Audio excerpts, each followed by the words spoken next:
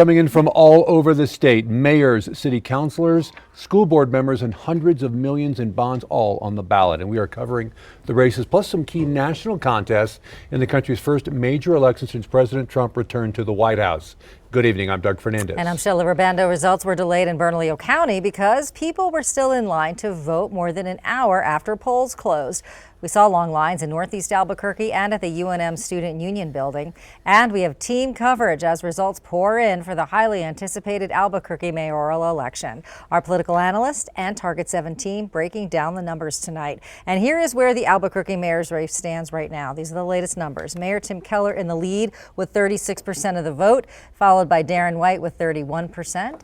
And then we have Alex Ubayas in third place with 18%, and then Luis Sanchez trailing behind at 7%. Now, to win, a candidate needs more than half the vote. If there's no winner tonight, there will be a runoff election next month.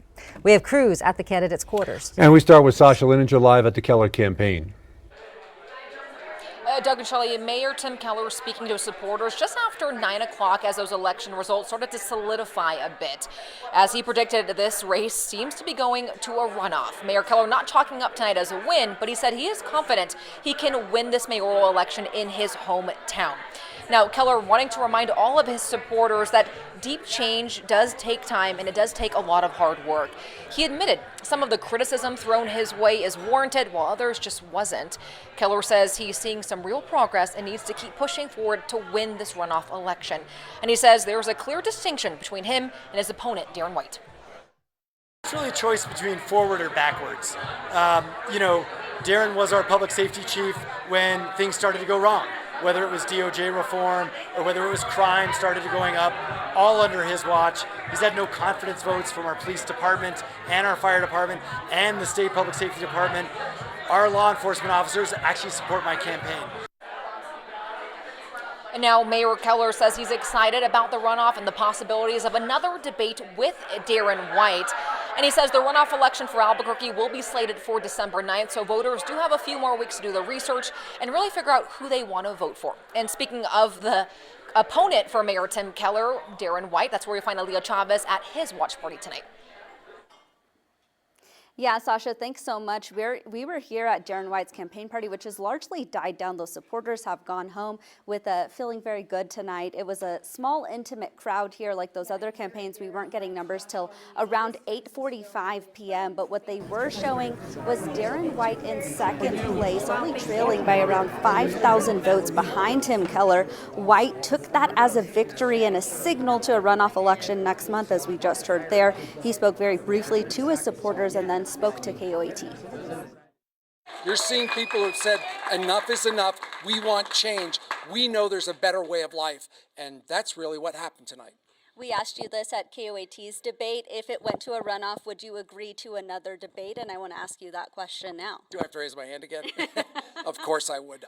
This is what I've wanted because it's one-on-one, and I get to tell the voters of Albuquerque on Channel 7 with just me and Tim Keller, I get to say, this is where we should be at a city.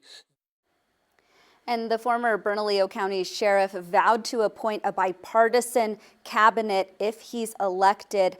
For right now, we'll send it over to Faith Abuanu, who's over at Alex Ubayas' campaign party. Yeah, Leah, that's right. We are here at Alex Ubayas' campaign. The mood is still upbeat. They're still optimistic right now. Many supporters are still out here in support of Alex. He is now preparing for his speech in the back with his family and friends. He did tell us that he plans to call the mayor any moment now. So I'm going to go ahead and toss it back to you guys in the studio.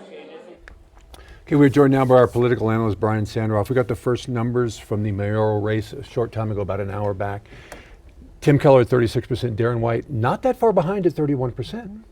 Right. It's a close race. There's no doubt about it. But there'll obviously be a runoff between them, and we'll let it take it from there.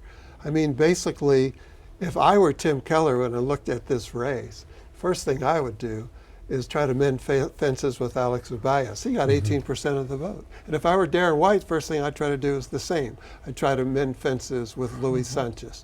Both of these people need to broaden their base. Now, how do you think Mayor Keller's strategy will or could change in the runoff election? Well, I think it's going to change a lot, and I think we just heard a little bit of it. Up till now, Mayor Keller pretty much touted his accomplishments, kept it positive, ignored his opponents. I think we're going to see a hard-hitting campaign between these two candidates. I think that it's going to get rough and tumble before we're done. And now we're going to see Keller's campaign start to court the Ubayas and Sanchez camps. And Darren White, it's an unaffiliated election, but we know who the Dems are. We know who the Republicans are. There was only one in the race. Right, but there's the issue of conservative and liberal. And although Luis Sanchez is a Democrat, he's conservative, and his views might be more aligned with Darren White's. Right. All right, a lot to still see ahead. Thank you, Brian. Well, here is what to know if there is a runoff election that we've been talking about. This would happen December the 9th, the winner taking office January 1st. Now, a runoff election is a brand new election, and you can still register that same day. You do not have to have voted in today's election in order to vote in a runoff. The Santa Fe mayor's seat also on the ballot. Right now, Michael Garcia is in the lead with 36%, followed by Oscar Rodriguez with 24% up in Santa Fe. And Santa Fe actually has something called ranked choice voting. So voters rank candidates in order of preference instead of just choosing one. If no one gets more than half the vote, the candidate with the fewest votes is eliminated. And the process repeats until there is a winner. Now to the Santa Fe City Council races in District 1. Patricia Fagali, 41%, Catherine Rivera, 30%, David Montoya, 29%. In District 2, Elizabeth Barrett, 39%, Paul Bustamante, 31%, Aurora Martinez, 21%, and Leroy Trujillo at 10%. And now to the Albuquerque City Council races, odd-numbered districts on the ballot this year. Jason McNabb joins us in studio with more on that. Hey, Jason. Hey, Shelley and Doug. That's right. Some of these could shift the balance of power within the City Council, specifically Albuquerque's two West Side districts, which are 1 and 5. Now, looking at District 1, first right off the bat, we have Stephanie Tejas still in the lead here at 36%.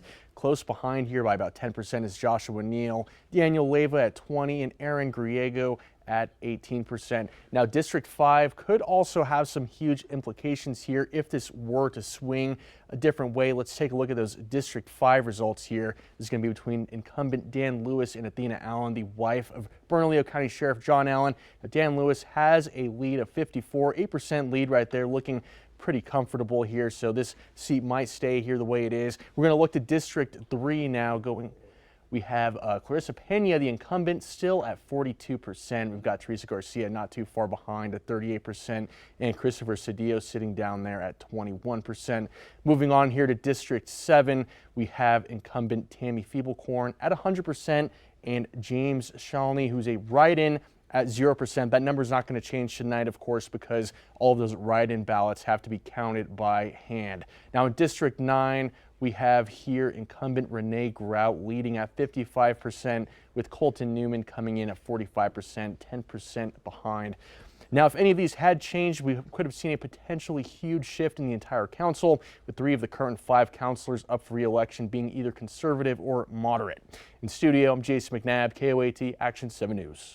You can find election results in real time on KOAT.com and on our free app. We'll continue following the latest updates throughout the night.